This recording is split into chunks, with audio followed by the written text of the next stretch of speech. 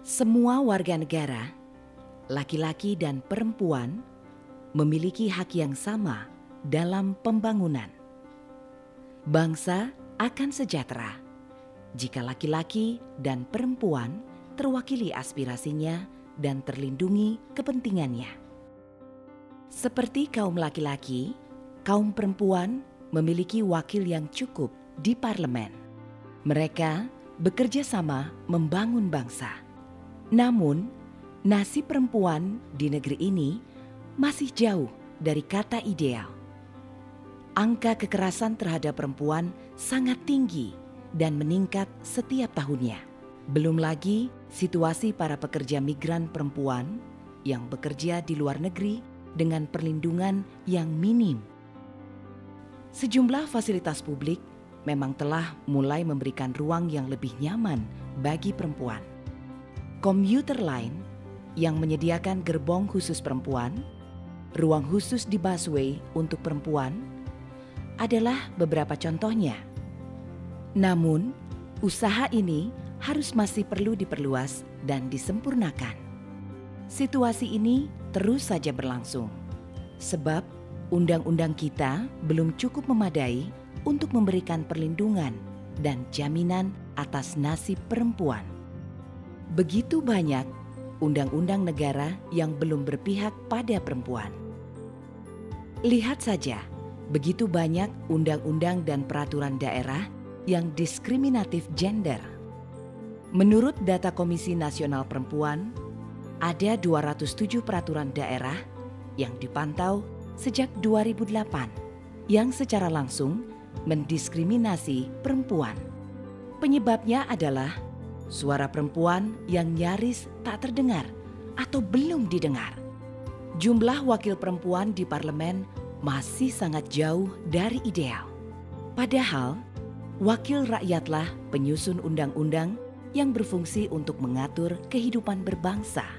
Selama perempuan belum ikut ambil bagian dalam penyusunan undang-undang, akan banyak aturan negara yang belum berpihak kepada perempuan. Hingga tahun 2009, wakil perempuan di DPR hanya 18%.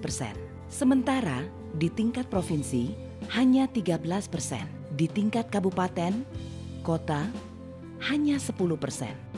Jumlah yang sangat sedikit. Mengingat penduduk perempuan di Indonesia sama dengan jumlah penduduk laki-laki. Dengan jumlah wakil rakyat yang belum memadai, tak heran jika aspirasi perempuan sulit untuk diperjuangkan. Sejumlah penelitian menunjukkan bahwa kuantitas wakil rakyat sangat menentukan keberhasilan sebuah masalah diperjuangkan. Di beberapa negara, nasib perempuan berhasil diperjuangkan karena presentasi wakil perempuan mencapai 30 hingga 40%, bahkan hingga 50%. Dengan wakil perempuan yang mencukupi, perempuan dapat menyuarakan aspirasi kaum perempuan. Dengan pemahaman yang baik tentang nasib perempuan, wakil rakyat perempuan juga dapat membantu wakil rakyat lain dan pemegang kebijakan untuk lebih memahami masalah perempuan. Dari masalah hak cuti hamil pada Undang-Undang Ketenagakerjaan, ruang khusus untuk ibu menyusui pada Undang-Undang Pelayanan Publik, penanganan perdagangan dan eksploitasi seksualitas perempuan dan anak, dan isu perempuan lainnya. Bersama wakil rakyat lainnya, perempuan harus bekerja sama untuk memperjuangkan masalah perempuan. Masih ada keraguan, apakah perempuan mampu mewakili kaumnya untuk menyuarakan aspirasi? Semakin banyak alternatif pilihan perempuan yang menjadi wakil, semakin besar kemungkinan mendapatkan wakil perempuan yang berkualitas. Walaupun dihadapkan pada realitas, masih adanya keraguan soal kapasitas dan kualitas mereka. Kalau masalah kualitas, itu bukan hanya problem wakil perempuan. Tak sedikit wakil rakyat laki-laki yang juga tidak berkualitas. Tak adil juga membandingkan wakil rakyat laki-laki dan perempuan.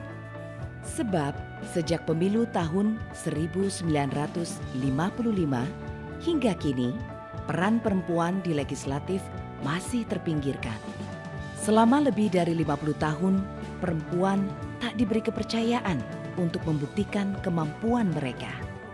Maka wajar saja jika secara kualitas wakil rakyat perempuan masih perlu ditingkatkan. Jika diberi kesempatan, perempuan pasti bisa membuktikan.